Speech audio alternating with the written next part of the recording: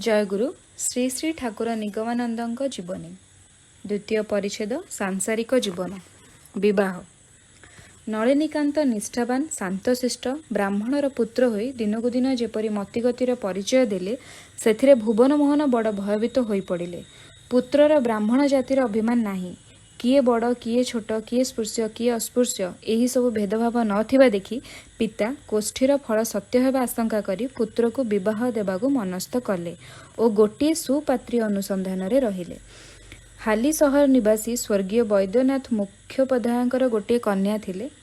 भुवन मोहन निजे देखिले जे पात्रीटी सर्वांग सुंदरी और तांकर लज्जा विनर्म कंठस्वर संगीत परि सुश्राव्य। 1304 साल रे 18 वर्ष बयस रे भुवन मोहन पुत्र को विवाह दे 13 वर्षीय पुत्रवधू सुधांशुबाला स्वगृह को आनयन कले। विवाह परे एही समय नलिनीकांत मातुलालय रे अवस्थान करुथिले। पुत्रर मनोरंजन पाई भुवन मोहन पुत्रवधू तांको निकट को पठाई देले, किंतु नलिनीकांत पितांक सेवा निमित्त संगे संगे तांको पुणी कुतपुर को प्रेरण कले।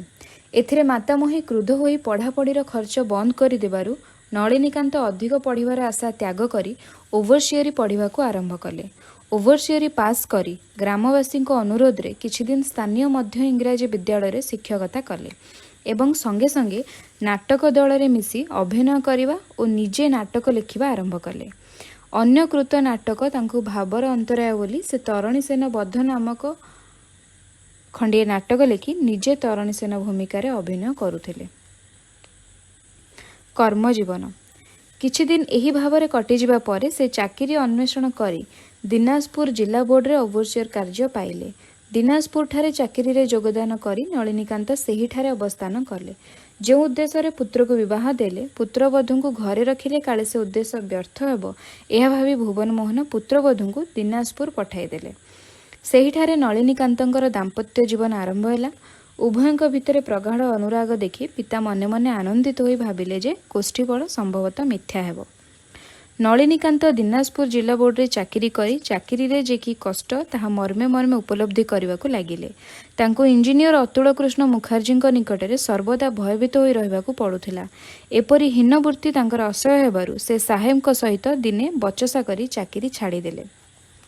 तत्परे से कलिकतारे दिगंबर मित्रଙ୍କ पौत्री कृष्ण प्रमदा दासींकर दांतिया प्रगाण स्थित जमीदारीर सुपरवाइजर नियुक्त होई पार्वतीपुर स्टेशन रे 2-3 माइल दूर रे थिबा नारायणपुर कचेरी रे अवस्थान कले। सेठारे सपरिवार बास करिबा निमित्त गृह थिबारु भुवन मोहन पुत्रवधू सेठाकू पठाई देले। प्राय 6 मास सेठारे बास करिबा परे नलिनीकांत गृहर केतेक असुविधा जोगु स्त्री को पुणी कुतपुर पठाई देले। नास्तिक भाव नलिनीकांत यौवन रे पदार्पण करी बाल्यकालर धर्मभाव गुड़ी को हराई बसिले। भक्ति और विश्वास तिरोहित हैला। से सर्वदा मने कले जे मनुष्य मले ताहार सबु शेष हो जाए। जन्मांतर परकाल कविंकर कल्पना एवं पूजार्चना समयर अपव्यवहार मात्र। से ईश्वर को अविश्वास न कले मध्य विश्वास करू नथिले। से भावंती ईश्वर थांतु बा न थांतु मनुष्यर किछि जायस नाही। आंबे माने ईश्वरଙ୍କ हातर क्रीडनक मात्र। संसार रे जहाँकर जेते प्रकार सुविधा अछि ताहा से भोग करि जिबा उचित। मात्र से नास्तिक हेले मध्य सर्वदा नीति पालन करी चलुथिले। तांक भितरे प्रबल अनुसंधिष्ठा प्रवृत्ति जाग्रत थिला। छायामूर्ति दर्शन स्त्री को गृह को पठाइबार प्राय 3 मास परे नलिनीकांत उक्त नारायणपुर कचेरी रे अवस्थान करुथुबा समय रे दिने रात्र रे सेटलमेंट संबंधी गोटे मोकदमार साक्ष्य देवा निमंते कागजपत्र प्रस्तुत करुअछंती। एपरी समय हठात तांका आगे थिबा बड़ आलोकटी निष्प्रभ होई उठिला। आलोक केही कमाई देउची भाबी चाहिबा मात्रे देखिले जेउ टेबल निकटरे तांकर स्त्री प्रतिदिन आसी जेपरी ठिया हुअंती ठीक सेही स्थान रे टेबुल उपरे हाथ देई स्त्रीଙ୍କ छायामूर्ति दंडायमान। सेतेबेले तांको स्त्रीଙ୍କର कुतबपुर ठारू नारायणपुर को आसीबा एकांत असंभव। तेणु यह निजर गोटे भ्रम बोली भाबी पुणी थरे चाहिबारु देखिले जे मूर्तिटी स्थिर भाव में पूर्व परि दंडायमान। स्वाभाविक मूर्ति अपेक्षा ताहा टिके ज्योतिर्मय, मुख अत्यंत विषाद मलिन। यह देखि भीत होई नलिनीकांत चित्कार करी उठिले। संगे संगे सेही छायामूर्ति उभेई गला। पाटी शुणी निकटस्थ घरे थिबा चाकर माने दौड़ी आसिले किंतु नलिनीकांत काहाकू किछि कहिले नाही। मूर्ति दर्शन परे स्त्रींकर छायामूर्ति दर्शन परे नलिनीकांतंकर मने ହେଲା जे स्त्री आउ इह जगतरे नाहांती। तत्क्षणात घरकू जाई देखि आसिबाकू मन बड़ व्याकुल ହେଲା। मात्र सेतेबेले हातरे बहुत कार्य थिबारु एवं पूजा छुटी आउ अल्प दिन रहिथिबारु सेही समय जिबाकू स्थिर कले। छायामूर्ति दर्शन परठारु तांको मन प्रबल बेगरे आलोड़ित हेबाकू लागिला। पूर्व संस्कार सबु मन भितरे क्रियाशील हेबारु एपरी भावनामयी मूर्ति देखा जाउछि बोली से स्थिर कले। एपरी मन को बुझाई से टिके निश्चिंत हेले। स्त्री मरी जाइछंती एपरी अमंगल आशंका करने नलिनीकांत को बड़ अप्रिय और असुख बोध है। अवशेष मानसिक भ्रांति और दृष्टिभ्रम बोली विवेचना करी से मन दृढ़ करने को चेष्टा कले। एहार 2 दिन परे पत्र पाइले जे स्त्री असुस्थ। एही पत्र पाई मनटा विशेष खराब होईगला। स्त्री बंची रहिथिबार मनरे जे क्षीण आशा टिकक थिला असुस्थ संवाद शुणी से आशा तिरोहित हैला। उक्त असुस्थता सहित मृत्युर घनिष्ठ संबंध अछि बोली नलिनीकांत मनरे भाबिबाकू लागिले। से भाबिले तेबे कौन स्त्री मृत्यु संगे संगे मते शेष देखा देदेले। जदि मृत्यु परे आत्मार अस्तित्व न थाए तेबे मृत व्यक्तिर मूर्ति देखाजिबो बा किपरि। एहीपरि से नाना भावना करबाकू लागिले। मात्र कौनसी शेष सिद्धांत रे उपनीत होई पारिले नाही। शेषरे से भाबिले जेबे स्त्रींकर मृत्यु होइथाए तेबे घरकू जिबाठारु न जिबा वरং भल हुअंता। मात्र ए संबंधर अन्य काहाकू किछि लेखिबाकू तांकर इच्छा हैला नाही, कारण से बंचीची एहा भाबिबा बड़ सहज, किंतु मृत्यु संवाद बड़ मर्मद्रुत। स्त्री वियोग एहीपरि नाना चिंता करी से गृहकू जिबा निमित्त प्रस्तुत हेले एवं यथा समय ग्राम रे पहुँची जानिले जे जेउ दिन जेउ समय से छायामूर्ति दर्शन करथिले ताहार 4 दंड पूर्वरु सुधांशुबालांकर मृत्यु घटिछि। आस्तिक भाव नलिनीकांत यही दुसंवाद शुणी बहु चेष्टा करी मध्य निजको प्रबोधना देई पारिले नाही किंबा ताहा भूली पारिले नाही। परे खुड़ींक ठारू स्त्रींकर मृत्युकालीन संवाद शुणी से अत्यंत चिंतित होई पड़िले। खुड़ी कहिले मृत्युर 3 दिन पूर्वरु बहु अचेत हो जाइथिला। केवल नलिनी नाम शुणिले आखि मेली चाहुथिला। बहु मृत्यु पूर्वरु कहिगला तांकु कहिबो से आउ विवाह करिवे नाही। धर्म और परकाल सत्य तांकु कहिबो से सद्गुरुंक आश्रय नै दीक्षा ग्रहण पूर्वक निस्त्रगुण्य साधन करिवे।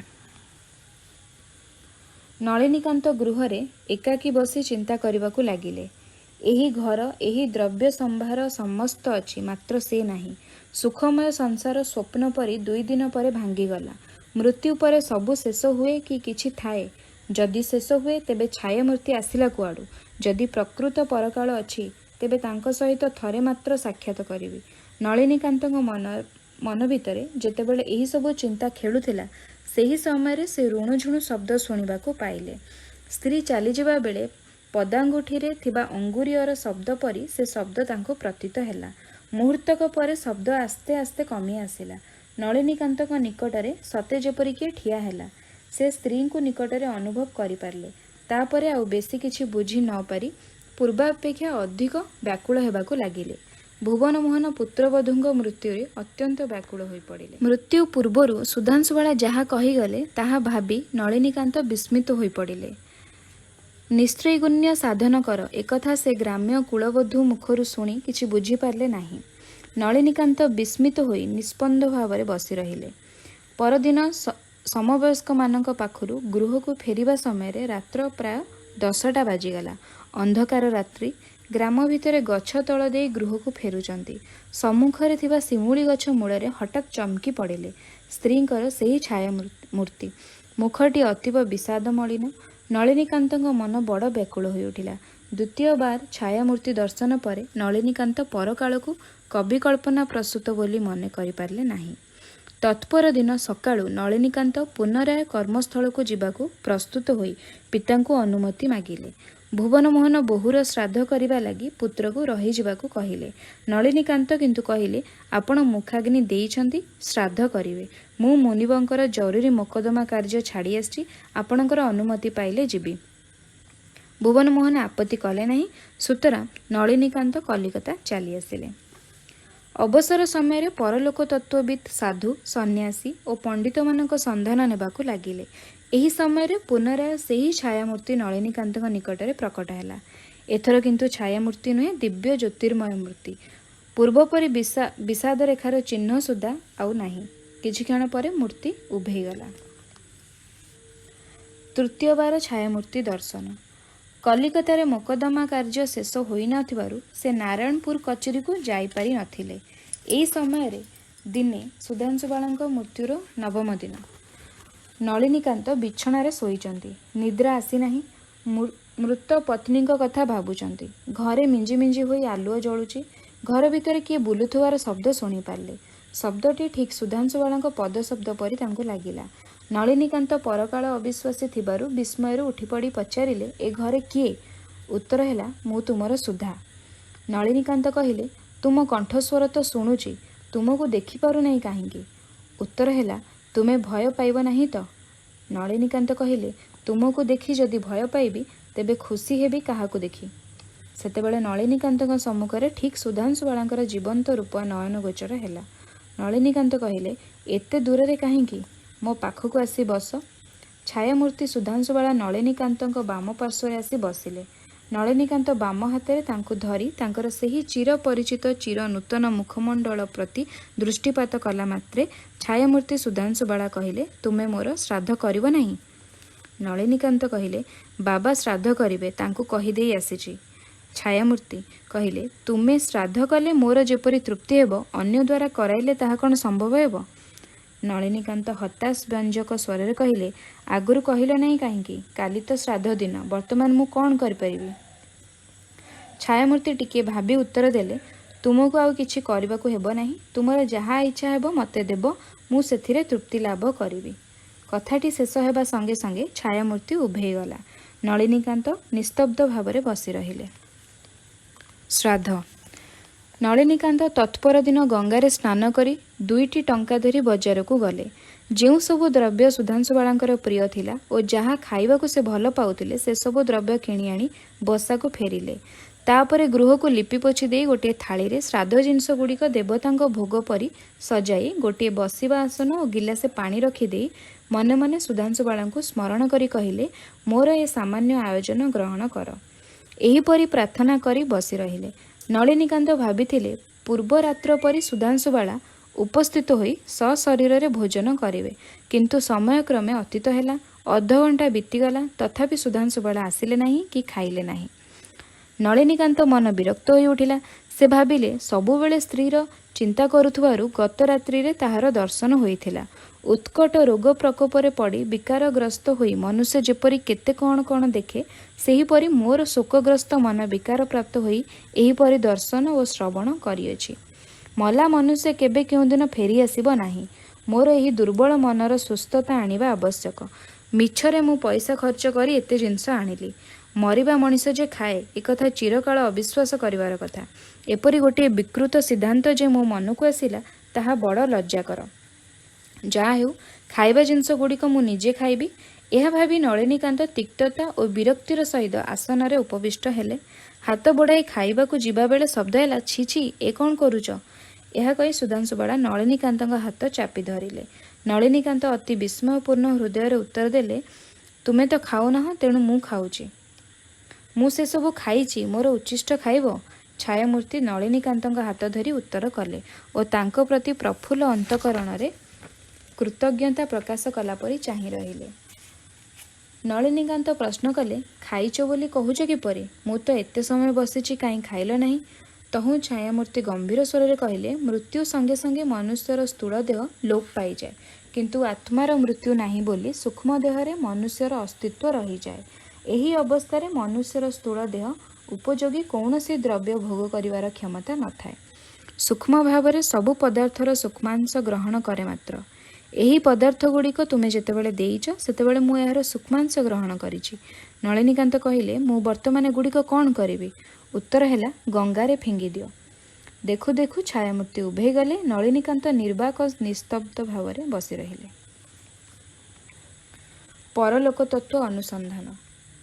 ଥରେ ଦୁଇଥର ତିନିଥର ଛାୟାମୂର୍ତ୍ତି ଦର୍ଶନ କଲା ପରେ ନଳିନୀକାନ୍ତଙ୍କ ମନରେ ପରକାଳର ଅସ୍ତିତ୍ୱ ଦୃଢ଼ମୂଳ ହେଲା। ନଳିନୀକାନ୍ତ ଭାବିଲେ, ମନୁଷ୍ୟର ଆତ୍ମୀୟମାନେ ମରିଯାଆନ୍ତି, କିନ୍ତୁ କିଏ ଆସି ସ୍ନେହ ବିରହୀ ବିଧୁରର ସ୍ମୃତି ପୁନରାୟ ଜାଗ୍ରତ କରାଇ ଦିଏ? ଏହି ପରଲୋକ ତତ୍ତ୍ୱ ଉଦ୍ଘାଟନ କରିବାକୁ ହେବ। ଯଦି ପରଲୋକ ଥାଏ, ତେବେ ତା ସହିତ ପୁନରାୟ ସାକ୍ଷାତ କରିବାକୁ ହେବ। ନାନା ଲୋକଙ୍କ ସହିତ ଆଲୋଚନା କରି ସେ ବୁଝିଲେ ଯେ କଲିକତାରେ ଥିବା ଥିଓସୋଫିକାଲ ସୋସାଇଟିରେ ପରଲୋକ ତତ୍ତ୍ୱ ସମ୍ବନ୍ଧରେ ଆଲୋଚନା ହୁଏ ଓ ସେମାନେ ଆତ୍ମା ଅଣାଇ ପରଲୋକ ସମ୍ବନ୍ଧରେ ତଥ୍ୟ ସଂଗ୍ରହ କରନ୍ତି। ଏହି ସମୟରେ ତାଙ୍କର କୁମିରା ବଦଳି ହେବାରୁ ସେ କଲିକତା ବାଟ ଦେଇ ସେଠାକୁ ଯିବାକୁ ମନସ୍ଥ କଲେ। କୁମିରା ଯିବା ବାଟରେ କଲିକତାରେ ଅବତରଣ କରି କିପରି ମୃତ ବ୍ୟକ୍ତିଙ୍କ ସହିତ ଆଳାପ କରିବାକୁ ହୁଏ ଏବଂ କେଉଁଠାକୁ ଗଲେ ଉକ୍ତ କୌଶଳାଦି ଶିକ୍ଷା କରାଯାଏ ଇତ୍ୟାଦି ବିଷୟ ଅବଗତ ହୋଇ ପୁନରାୟ କର୍ମସ୍ଥଳକୁ ଫେରି ଆସିଲେ। ମଧ୍ୟ ମଧ୍ୟ କଲିକତାକୁ ଆସି ଉକ୍ତ ସୋସାଇଟିର ସଭ୍ୟମାନଙ୍କ ସହିତ ଆଲୋଚନା, ଆଳାପ ଓ ପରିଚୟ ଆଦି କରି ଅବଗତ ହେଲେ ଯେ ପରଲୋକ ସମ୍ବନ୍ଧରେ ପ୍ରତ୍ୟକ୍ଷ ଭାବରେ ଜ୍ଞାନ ଲାଭ କରିବାକୁ ହେଲେ ମାନ୍ଦ୍ରାଜ ନିକଟବର୍ତ୍ତୀ ଆଦ୍ୟାର ଆଶ୍ରମକୁ ଯାଇ ରେଭରେଣ୍ଡ ଲେଡବିଟର ସାହେବଙ୍କ ନିକଟରୁ ଏ ବିଷୟ ଶିକ୍ଷା କରିବା ଦରକାର। ସେ 2 ମାସ ଛୁଟି ନେଇ ମାନ୍ଦ୍ରାଜ ଚାଲିଗଲେ। ଥିଓସଫି ଶିକ୍ଷା। ନଳିନୀକାନ୍ତ ଆଦ୍ୟାରଠାରେ ପହଞ୍ଚି ଲେଡବିଟରଙ୍କ ନିକଟରୁ ପରଲୋକରୁ ଆତ୍ମା ଆଣିବାର କ୍ଷମତା ଅର୍ଜନ କଲେ। ଅଳ୍ପ ଦିନ ଭିତରେ ମିଡ଼ିୟମ୍, ମେସ୍ମେରିଜିମ୍, ପ୍ଲାନଚେଟ୍, ମେଣ୍ଟାଲ ଟେଲିଗ୍ରାଫିକ୍ ପ୍ରଭୃତି ବିଦ୍ୟା ଶିକ୍ଷା କଲେ। ସେମାନେ ଯେଉଁ ପାଠ୍ୟ ବା ଟାସ୍କ ଦିଅନ୍ତି, ନଳିନୀକାନ୍ତ ଦିନେ 2 ଦିନ ଭିତରେ ତାହା ଆୟତ୍ତ କରି ପକାନ୍ତି। ନଳିନୀକାନ୍ତ ଗୋ ଟୁ ସ୍ଲିପ୍ ବୋଲି କହି ତାଙ୍କର ଶିକ୍ଷାଦାତାଙ୍କୁ ମୁହୂର୍ତ୍ତକ ଭିତରେ ସମ୍ମୋହିତ କରି ପକାନ୍ତି, କିନ୍ତୁ ଶିକ୍ଷାଦାତାମାନେ କୌଣସି ପ୍ରକାରେ ତାଙ୍କୁ ସମ୍ମୋହିତ କରିପାରନ୍ତି ନାହିଁ। ଯାହା ହେଉ, ଅଳ୍ପ ଦିନ ଭିତରେ ସେମାନଙ୍କର ଉପଦେଶ ଅନୁଯାୟୀ କାର୍ଯ୍ୟ କରି ନଳିନୀକାନ୍ତ ହାତେ ହାତେ ଫଳ ପାଇଲେ। ଯେଉଁ ଲୋକର ଆତ୍ମା ଆଣିବାକୁ ଚେଷ୍ଟା କରୁଥିଲେ ତାହା ସଫଳ ହେଲା। ଉକ୍ତ ଆତ୍ମା ମିଡ଼ିୟମ୍ ଭିତର ଦେଇ ନଳିନୀକାନ୍ତଙ୍କ ସହିତ କଥୋପକଥନ କରିବାକୁ ଲାଗିଲେ। ଅନେକ ଗୁପ୍ତ ରହସ୍ୟ, ଯାହା ତାଙ୍କ ବ୍ୟତୀତ ଅନ୍ୟ କେହି ଜାଣନ୍ତି ନାହିଁ, ତାହା ଠିକ୍ ଠିକ୍ ଭାବରେ କହିଦେଲେ। ଜୀବିତାବସ୍ଥାରେ ତାଙ୍କର ସ୍ତ୍ରୀ ଗୋଟିଏ ଗାନ ଗାଉଥିଲେ। ନଳିନୀକାନ୍ତଙ୍କୁ ଉକ୍ତ ଗାନଟି ବଡ଼ ମଧୁର ବୋଧ ହେଉଥିଲା। ଅନୁରୋଧ କ୍ରମେ ମିଡ଼ିୟମ୍ ବ୍ୟକ୍ତି ଉକ୍ତ ଗାନଟି ଅବିକଳ ପୂର୍ବ ସ୍ୱରରେ ଗାଇବାକୁ ଲାଗିଲେ। ଏହିପରି କିଛିଦିନ ଆନନ୍ଦରେ କଟିଗଲା ପରେ ନଳିନୀକାନ୍ତ ବୁଝିଲେ ଯେ ଏହି ପ୍ରଣାଳୀ ଦ୍ୱାରା ସେ ପରକାଳର ତତ୍ତ୍ୱାଂଶ ମାତ୍ର ବୁଝିପାରିଛନ୍ତି, କାରଣ ପ୍ରେତାତ୍ମାକୁ ମିଡ଼ିୟମ୍ ଭିତର ଦେଇ ଆଣିବାକୁ ପଡ଼େ ଓ ମିଡ଼ିୟମ୍ ବ୍ୟକ୍ତିକୁ ପ୍ରଶ୍ନ କରି ଘଟଣାବଳୀ ଜାଣିବାକୁ ହୁଏ। ଥିଓସୋଫିକାଲ ସୋସାଇଟି ଦ୍ୱାରା ଯେଉଁ ବିଦ୍ୟା ଅର୍ଜିତ ହୁଏ, ତଦ୍ୱାରା ମୃତାତ୍ମାକୁ ଆକର୍ଷଣ କରି ପ୍ରତ୍ୟକ୍ଷ ଭାବରେ ମ୍ୟାଟେରିଆଲାଇଜ୍ ମୁଖ୍ୟ ବ୍ୟକ୍ତି ସହିତ ବାକ୍ୟାଳାପ କରିହୁଏ ନାହିଁ। କିନ୍ତୁ ତାଙ୍କର ଇଚ୍ଛା ଯେ ସେ କିପରି ସ୍ତ୍ରୀଙ୍କ ସହିତ ପ୍ରତ୍ୟକ୍ଷ ଭାବରେ ବାକ୍ୟାଳାପ କରିବେ। ଉକ୍ତ ସୋସାଇଟିରେ ତାଙ୍କର ଏ ଅଭିଳାଷ ପୂର୍ଣ୍ଣ ହେବାର କୌଣସି ଉପାୟ ନ ଦେଖି 2 ମାସ ପରେ ଉକ୍ତ ସୋସାଇଟିର ସମସ୍ତ ବିଦ୍ୟା ଆୟତ୍ତ କରି ସେ ପୁନରାୟ କର୍ମସ୍ଥଳ କୁମିରାକୁ ଫେରି ଆସିଲେ।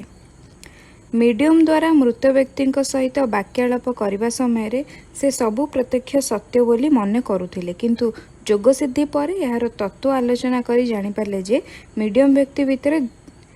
ମିଡ଼ିୟମ୍ ଭିତର ଦେଇ ପ୍ରକୃତ ପ୍ରେତାତ୍ମା ଆସେ ନାହିଁ, ତାହା ସମ୍ମୋହିତ ବ୍ୟକ୍ତିଙ୍କର ଆତ୍ମସ୍ଫୁରଣ ମାତ୍ର। ମନୁଷ୍ୟ ଯାହା କହେ ବା ଶୁଣେ, ସେ ସମସ୍ତ ଶବ୍ଦ ବାୟୁମଣ୍ଡଳରେ ରେକର୍ଡ ହୋଇ ରହେ। ସଂଯତ କରି ମନକୁ ସେହି ସ୍ତରରେ ଅବସ୍ଥାପିତ କଲା ମାତ୍ରେ ପୂର୍ବପରି ସବୁ ଶୁଣାଯାଏ।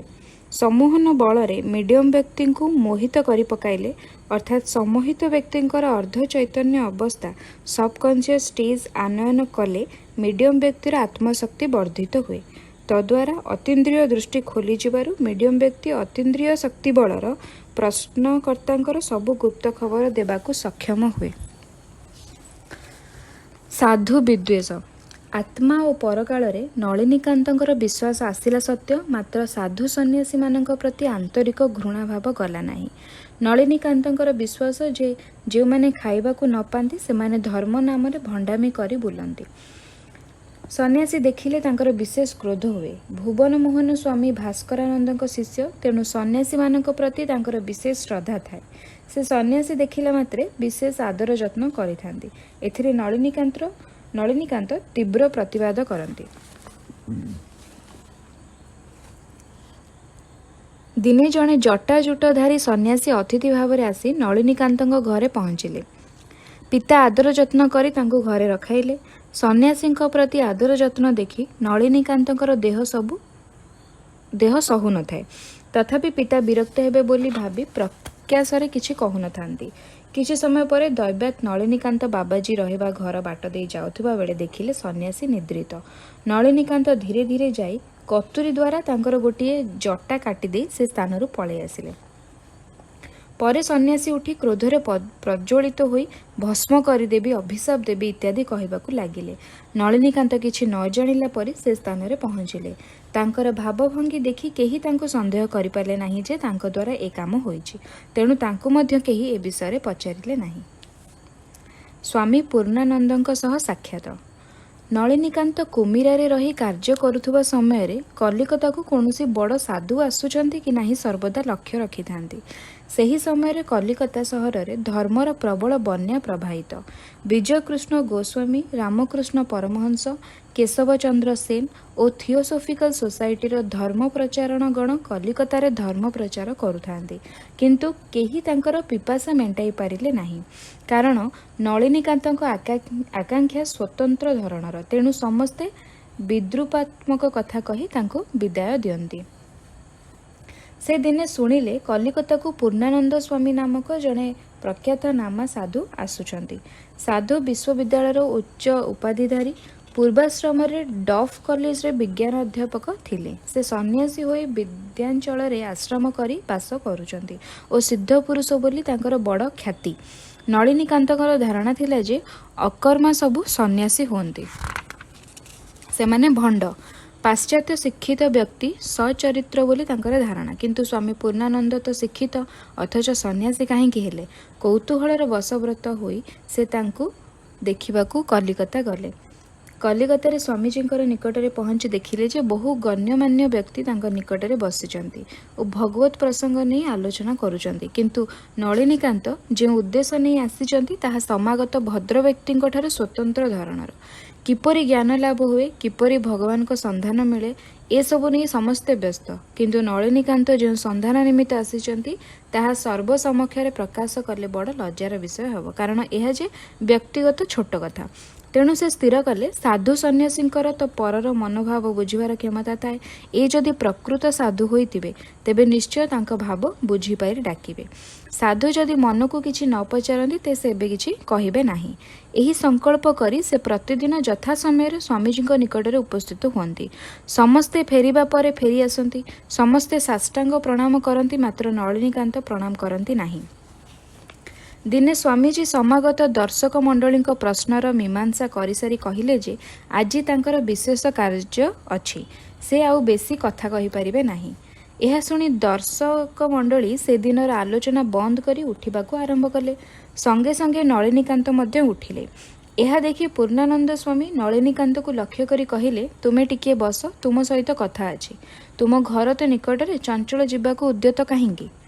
ନଳିନୀକାନ୍ତ ଟିକିଏ ବିସ୍ମିତ ହେଲେ।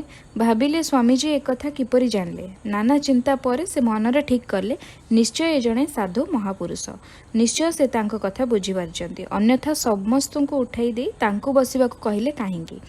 ସମସ୍ତେ ଚାଲିଯିବା ପରେ ସ୍ୱାମୀଜୀ କହିଲେ, କେତେଦିନ ହେବ ତ ତୁମକୁ ଏଠାକୁ ଆସିବା ଦେଖୁଛି, ତୁମର କ'ଣ କହିବାକୁ ଅଛି ପ୍ରକାଶ କର। ନଳିନୀକାନ୍ତ କହିଲେ, ମୋର ଯାହା କହିବାର ଅଛି ତାହା ଜନସାଧାରଣ ଯେଉଁ ସବୁ ଜ୍ଞାତବ୍ୟ ବିଷୟ ନେଇ ସାଧୁମାନଙ୍କ ନିକଟକୁ ଆସୁଛନ୍ତି ତାହା ଅପେକ୍ଷା ସ୍ୱତନ୍ତ୍ର ଧରଣର। ପୂର୍ଣ୍ଣାନନ୍ଦ କହିଲେ, ନିସଂକୋଚ ଭାବରେ ପ୍ରକାଶ କର।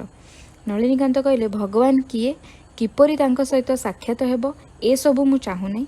କାରଣ ଏହା ମୁଁ ବିଶ୍ୱାସ କରେ ବା ନ କରେ, ଭଗବାନ ମୋର ଲକ୍ଷ୍ୟ ନୁହନ୍ତି। ପୂର୍ଣ୍ଣାନନ୍ଦ କହିଲେ, ସମସ୍ତଙ୍କର ଯେ ଭଗବାନ ଲକ୍ଷ୍ୟ ହେବେ ତାହା କୌଣସି ଅର୍ଥ ନାହିଁ। ନଳିନୀକାନ୍ତ କହିଲେ, ମୁଁ ଶୁଣିପାରୁଛି ଆପଣ ଭଗବାନଙ୍କୁ ଦେଖାଇ ଦେଉଛନ୍ତି।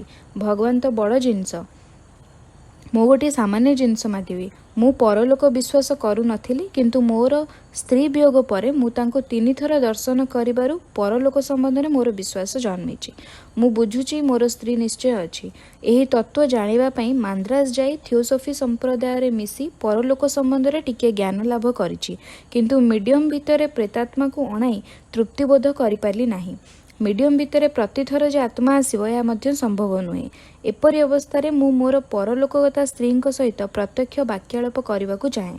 ଆପଣଙ୍କ ଶାସ୍ତ୍ରରେ ଯଦି ପରଲୋକଗତା ସ୍ତ୍ରୀଙ୍କୁ ଚାକ୍ଷୁଷ ଦର୍ଶନ କରିବା ଭଳି କିଛି ସାଧନା ଥାଏ, ମୁଁ ତାହା ଜାଣିବାକୁ ଇଚ୍ଛା କରେ। ଆପଣ ମୋତେ ତାହାର ପନ୍ଥା ଦେଖାଇ ଦେଇପାରିବେ କି? ପୂର୍ଣ୍ଣାନନ୍ଦ କହିଲେ, ହଁ ପାରିବି। ଆଜି ବହୁତ ରାତି ହେଲାଣି, ତୁମେ କାଲି 2 ପ୍ରହର ସମୟରେ ଆସ।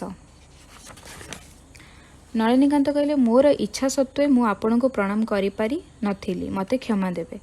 ପୂର୍ଣ୍ଣାନନ୍ଦ କହିଲେ, ତୁମେ ଠିକ୍ କରିଛ, ଏଥିରେ କିଛି ଅପରାଧ ନାହିଁ। ସାଧୁମାନେ ପ୍ରଣାମ ଚାହାନ୍ତି ନାହିଁ। ନିଜେ ନ ବୁଝି ଆତ୍ମଗୌରବ ନଷ୍ଟ କରିବା ଉଚିତ ନୁହେଁ। ନଳିନୀକାନ୍ତ ପୂର୍ଣ୍ଣାନନ୍ଦ ସ୍ୱାମୀଙ୍କ ସହିତ ଆଳାପରେ ବିଶେଷ ଆସ୍ୱାନିତ ହୋଇ ଫେରିଲେ। କୌଣସି ପ୍ରକାର ରାତ୍ରି ଯାପନ କରି ପରଦିନ 2 ପ୍ରହର ସମୟରେ ସ୍ୱାମୀଜୀଙ୍କ ନିକଟରେ ଉପସ୍ଥିତ ହେଲେ। ଅନେକ ସମୟ ପର୍ଯ୍ୟନ୍ତ ସ୍ୱାମୀଜୀଙ୍କ ସହିତ ଆଲୋଚନା ହେଲା। ପୂର୍ଣ୍ଣାନନ୍ଦ କହିଲେ, ତୁମେ ନିଜର ସ୍ତ୍ରୀଙ୍କୁ ଦେଖା କରିବାକୁ ଇଚ୍ଛା କରୁଛ। ତୁମର ସ୍ତ୍ରୀ ଏବଂ ପ୍ରତ୍ୟେକ ସ୍ତ୍ରୀ ମାତ୍ରକେ ଜଗଜ୍ଜନନୀ ଆଦ୍ୟାଶକ୍ତି ମହାମାୟାଙ୍କର ଅଂଶ ସମ୍ବନ୍ଧ ବା ଛାୟା। ତୁମ ସ୍ତ୍ରୀ ତାଙ୍କଠାରେ ମିଶି ଯାଇଛନ୍ତି। ତୁମ ସ୍ତ୍ରୀଙ୍କୁ ପାଇବାକୁ ଯେଉଁ ସାଧନା, ଜଗଜ୍ଜନନୀଙ୍କୁ ପାଇବାକୁ ମଧ୍ୟ ସେହି ସାଧନା। ତେବେ ସମଷ୍ଟି ଆତ୍ମାକୁ ନ ପାଇ ତୁମେ ବ୍ୟଷ୍ଟି ଆତ୍ମା ପ୍ରତି ଆସକ୍ତ କାହିଁକି?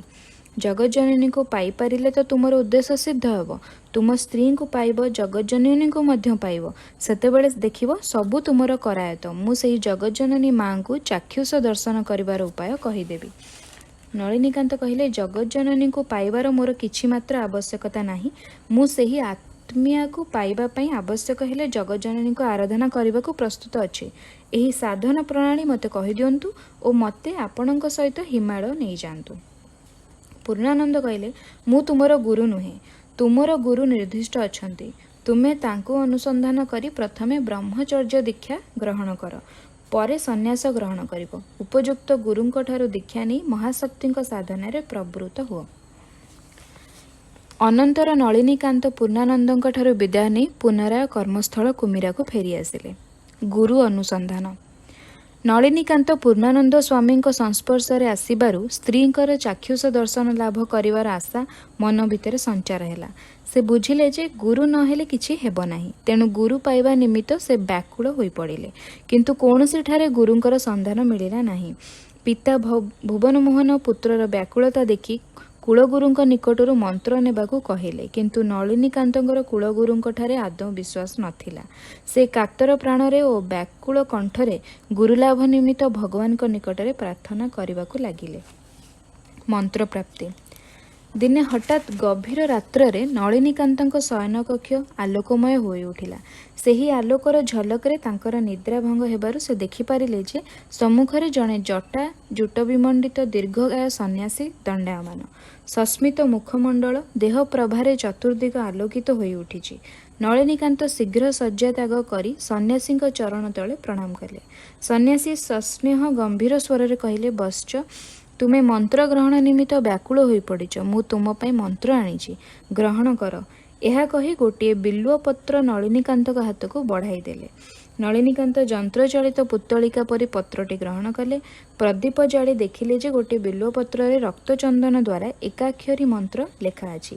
ଏହା କି ମନ୍ତ୍ର, କିପରି ଜପ କରିବାକୁ ହେବ ତାହା ଜାଣିବା ନିମିତ୍ତ ମନ୍ତ୍ରଦାତାଙ୍କ ଆଡ଼କୁ ଦୃଷ୍ଟି ନିକ୍ଷେପ କଲେ। ଦେଖିଲେ ଯେ ସେ ମୂର୍ତ୍ତି ଅନ୍ତର୍ହିତ ହୋଇଯାଇଛନ୍ତି। ଗୃହଶୂନ୍ୟ। ସେ ପାଗଳଙ୍କ ପରି ଘର ବାହାର ସବୁଆଡ଼ ତନ୍ନ ତନ୍ନ କରି ଖୋଜିଲେ, କିନ୍ତୁ ସନ୍ନ୍ୟାସୀଙ୍କର କୌଣସି ସନ୍ଧାନ ପାଇଲେ ନାହିଁ। ଦୁଃଖରେ ଅଧୀର ହୋଇ ତତ୍ପରେ ସେ ବାଳକ ପରି କ୍ରନ୍ଦନ କରିବାକୁ ଲାଗିଲେ। ହାୟ, କ'ଣ କଲି? କାହିଁକି ବା ପ୍ରଦୀପ ଜାଳିବାକୁ ଗଲି? ପ୍ରଦୀପ ନ ଜାଳି ତାଙ୍କୁ ପଚାରିଥିଲେ ତ ହୋଇଥାନ୍ତା। ଏପରି ଅନୁତାପରେ ରଜନୀ ଅତିବାହିତ ହୋଇଗଲା। ନଳିନୀକାନ୍ତ ମନେ ମନେ ଭାବିଲେ, ଏହା କ'ଣ ସ୍ୱପ୍ନ, ନା ସ୍ୱପ୍ନରେ ବିଲ୍ୱପତ୍ର ଆସିବା ବା କୁଆଡ଼ୁ? ନଳିନୀକାନ୍ତ ବଡ଼ ସନ୍ଦେହରେ ପଡ଼ିଲେ। ମନ୍ତ୍ରର ତଥ୍ୟାନୁସନ୍ଧାନ।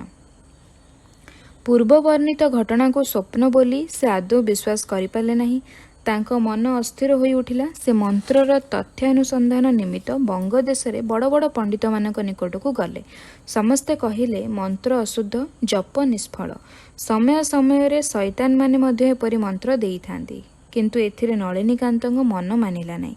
ସେ ଏହି ଦୈବୀ ଘଟଣାର ପ୍ରକୃତ ମର୍ମ ଜାଣିବା ନିମିତ୍ତ କିଛିଦିନ ପାଇଁ କାର୍ଯ୍ୟରୁ ଅବସର ନେଇ କଲିକତା ଯାତ୍ରା କଲେ। ଅଦ୍ଭୁତ ସାଧୁ। କଲିକତା ଆସି ପ୍ରଥମେ ବେଲୁର ମଠ ଓ ପରେ ଚଟ୍ଟଗ୍ରାମ ଅନ୍ତର୍ଗତ ଜଗତସିଂହର ପୂର୍ଣ୍ଣାନନ୍ଦ ସ୍ୱାମୀଙ୍କ ନିକଟକୁ ଗମନ କଲେ, କିନ୍ତୁ କୌଣସିଠାରେ ତାଙ୍କର ପ୍ରାଣର ପିପାସା ମେଣ୍ଟିଲା ନାହିଁ। ଦିନେ ସେ ଶୁଣିଲେ ଯେ ବାରାକପୁର ନିକଟ ଚାଣକ ନାମକ ଗ୍ରାମକୁ ଜଣେ ସାଧୁ ଆସିଛନ୍ତି। ନଳିନୀକାନ୍ତ କାଳ ବିଳମ୍ବ ନ କରି ତାଙ୍କ ସହିତ ସାକ୍ଷାତ କରିବାକୁ ଗଲେ। ସେଠାରେ ଯାହା ଦେଖିଲେ ସେଥିରେ ତାଙ୍କର ବିସ୍ମୟର ସୀମା ରହିଲା ନାହିଁ। ଗୋଟିଏ ଗଛ ମୂଳରେ ସାଧୁଜୀ ଆସନ ଜମାଇ ବସିଛନ୍ତି। ମୁଖମଣ୍ଡଳ ପ୍ରସନ୍ନ ଓ ଗମ୍ଭୀର, ଶରୀର ବଳିଷ୍ଠ ଓ ତେଜପୂର୍ଣ୍ଣ, ଦେହର କାନ୍ତି ବିଶୁଦ୍ଧ ହିଙ୍ଗୁଳ ସଦୃଶ। ସାଧୁଙ୍କ ସେବାରେ କେତେଗୁଡ଼ିଏ ଯୁବତୀ ସ୍ତ୍ରୀ ବ୍ୟସ୍ତ ଥିବାର ନଳିନୀକାନ୍ତ ଦେଖିପାରିଲେ। ସେମାନଙ୍କ ମଧ୍ୟରୁ କିଏ ଭିକ୍ଷା କରି ଆଣୁଛି, କିଏ ରନ୍ଧନ କାର୍ଯ୍ୟରେ ଲାଗିଛି, କିଏ ବା ସାଧୁଙ୍କ ଅଙ୍ଗରେ ତୈଳ ମର୍ଦ୍ଦନ କରୁଛି। ସାଧୁ କାହାକୁ କିଛି ଆଦେଶ କରୁନାହାନ୍ତି। ସମସ୍ତେ ଯନ୍ତ୍ରଚାଳିତ ପରି ନିଜ ନିଜ କାର୍ଯ୍ୟରେ ଲାଗିଯାଇଛନ୍ତି। ସାଧୁଙ୍କର କେହି ପୁରୁଷ ଶିଷ୍ୟ ନାହାନ୍ତି। ନଳିନୀକାନ୍ତ ଏ ବ୍ୟାପାରର ରହସ୍ୟ କିଛି ବୁଝିପାରିଲେ ନାହିଁ। ଜଣେ ସାଧକଙ୍କର ଯଦି ଏତେ ଗୁଡ଼ିଏ ସ୍ତ୍ରୀ ଲୋକ ଆବଶ୍ୟକ ହୁଅନ୍ତି, ଏହା ବ୍ୟଭିଚାର ଭିନ୍ନ ଆଉ କ'ଣ ହୋଇପାରେ? ସେ ନାସିକା କୁଞ୍ଚନ କରି ସେଠାରୁ ଲେଉଟି ଆସିଲେ। କେବଳ ନଳିନୀକାନ୍ତ କାହିଁକି, ଯେକୌଣସି ସାଧାରଣ ଗୃହସ୍ଥ ମଧ୍ୟ ଏପରି ଘଟଣାରେ ଠିକ୍ ତାଙ୍କରି ପରି ନାସିକା କୁଞ୍ଚନ କରିଥାନ୍ତେ। ସାଧୁମାନେ ମନରାଜ୍ୟର ଯେଉଁ ସ୍ତରରେ ବିଚରଣ କରନ୍ତି, ସାଧାରଣ ଲୋକେ ତାହାର ଅତି ନିମ୍ନ ସ୍ତରରେ ଥିବାରୁ ଏବଂ ସେମାନେ ସାଧୁ ସନ୍ନ୍ୟାସୀମାନଙ୍କର ଦୈନନ୍ଦିନ କାର୍ଯ୍ୟକଳାପ ସାଂସାରିକ ବିଚାର ବୁଦ୍ଧି ଦ୍ୱାରା ନିଜ ସ୍ତରରୁ ବିଚାର କରୁଥିବାରୁ ଅନେକ ସମୟରେ ମାରାତ୍ମକ ଭୁଲମାନ କରିବସନ୍ତି। ନଳିନୀକାନ୍ତଙ୍କର ମଧ୍ୟ ତଦ୍ରୂପ ଭୁଲ ହୋଇଥିଲା। କହିବା ବାହୁଲ୍ୟ ଯେ ପ୍ରେମ ସିଦ୍ଧି ପରେ ଶ୍ରୀ ଶ୍ରୀ ଠାକୁର ବୁଝିପାରିଲେ ଯେ ଏହି ସାଧୁ ଜଣେ ଅସାଧାରଣ ଶକ୍ତିସମ୍ପନ୍ନ ମହାପୁରୁଷ। କାଶୀ ଗମନ।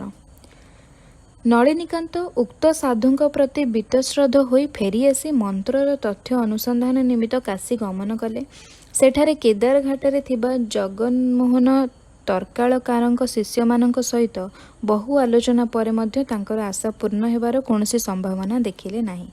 ଅଧିକନ୍ତୁ ନାନା ଲୋକ ନାନା କଥା କହିବାରୁ ସେ ମନ୍ତ୍ରର ସାଧନ ପ୍ରଣାଳୀ ଅବଗତ ହେବା ବିଷୟରେ ସମ୍ପୂର୍ଣ୍ଣ ନିରାଶ ହୋଇପଡ଼ିଲେ। ଏ ଜୀବନରେ ପ୍ରିୟତମା ପତ୍ନୀଙ୍କ ସହିତ ସାକ୍ଷାତର କୌଣସି ସମ୍ଭାବନା ନ ଦେଖି ତାଙ୍କର ମନ ବିଷାଦଗ୍ରସ୍ତ ହୋଇପଡ଼ିଲା। ସେ ସ୍ଥିର କଲେ ଯେ ଯଦି ଏ ଜୀବନରେ ପରଲୋକ ତତ୍ତ୍ୱ ସମ୍ବନ୍ଧୀୟ ଜ୍ଞାନ ଲାଭ ହୋଇ ନ ପାରିଲା, ତେବେ ଜୀବନ ଧାରଣ କରିବା ବୃଥା। ଆତ୍ମହତ୍ୟା ସଂକଳ୍ପ। ସୁତରାଂ ଆତ୍ମହତ୍ୟା ହିଁ ଏ ଜ୍ୱାଳା ନିର୍ବାପନ କରିବାର ଏକମାତ୍ର ପନ୍ଥା। ଆତ୍ମହତ୍ୟା ଜନିତ ମହାପାପର ଫଳ ହୁଏତ ପରଲୋକରେ ଭୋଗ କରିବାକୁ ପଡ଼ିପାରେ, କିନ୍ତୁ ସେ ଭୋଗ କି ପ୍ରକାର ଓ ତାହାର ସ୍ୱରୂପ ବା କ'ଣ, ତାହା ତ ସେ ଜାଣନ୍ତି ନାହିଁ। ସୁତରାଂ ଆତ୍ମହତ୍ୟା କରିବାକୁ ସ୍ଥିର କରି ଲକ୍ଷ୍ମଣ ଝୋଲାକୁ ଯାଇ ନିଖିଳ ପାପବିନାଶିନୀ ଗଙ୍ଗା ଗର୍ଭରେ ଝାସ ଦେବା ହିଁ ଶ୍ରେୟସ୍କର ବୋଲି ସ୍ଥିର କରି ନଳିନୀକାନ୍ତ ଶୟନ କଲେ। ଅଦୃଶ୍ୟ ସହାୟ। ଗଭୀର ରାତ୍ରରେ ସ୍ୱପ୍ନରେ ଗୋଟିଏ ବୃଦ୍ଧ ବ୍ରାହ୍ମଣ ମୂର୍ତ୍ତିର ଆବିର୍ଭାବ ହେଲା। ବ୍ରାହ୍ମଣ ନଳିନୀକାନ୍ତଙ୍କ ଦେହରେ ହାତ ବୁଲାଇ କହିଲେ, ବତ୍ସ, ତୁମେ ଗୁରୁଙ୍କୁ କେଉଁଠାରେ ଖୋଜି ବୁଲୁଛ? ସେ ତ ତୁମ ଘର ନିକଟ ବୀରଭୂମି ଜିଲ୍ଲାର ଚଣ୍ଡୀପୁର ନାମକ ସ୍ଥାନରେ ଅଛନ୍ତି। ସେଠାରେ ତାରାପୀଠ ବିଦ୍ୟମାନ। ସେହି ତାରାପୀଠରେ ବାମାକ୍ଷେପା ନାମକ ପ୍ରସିଦ୍ଧ ତାନ୍ତ୍ରିକ ସାଧୁ ତୁମକୁ ତାନ୍ତ୍ରିକ ସାଧନା ପ୍ରଦାନ କରିବାକୁ କ୍ଷମ ଅଟନ୍ତି। ତୁମେ ସେଠାକୁ ଯାଇ ତାଙ୍କର ଶରଣାପନ୍ନ ହୁଅ। ତାଙ୍କ କୃପା ହେଲେ ତୁମେ ଅଭୀଷ୍ଟ ବସ୍ତୁ ଲାଭ କରିପାରିବ। ଏହା କହି ବୃଦ୍ଧ ବ୍ରାହ୍ମଣ ତାଙ୍କର ଆଉ ଅନେକ ପ୍ରଶ୍ନର ମୀମାଂସା କରିଦେଲେ। ବୃଦ୍ଧଙ୍କର ଶୀତଳ କର ସ୍ପର୍ଶରେ ନଳିନୀକାନ୍ତଙ୍କ କ୍ଷୁଧା ତୃଷା ଅନ୍ତର୍ହିତ ହୋଇଗଲା। ପରଦିନ ସେ ବୀରଭୂମ ଅଭିମୁଖରେ ଯାତ୍ରା କଲେ।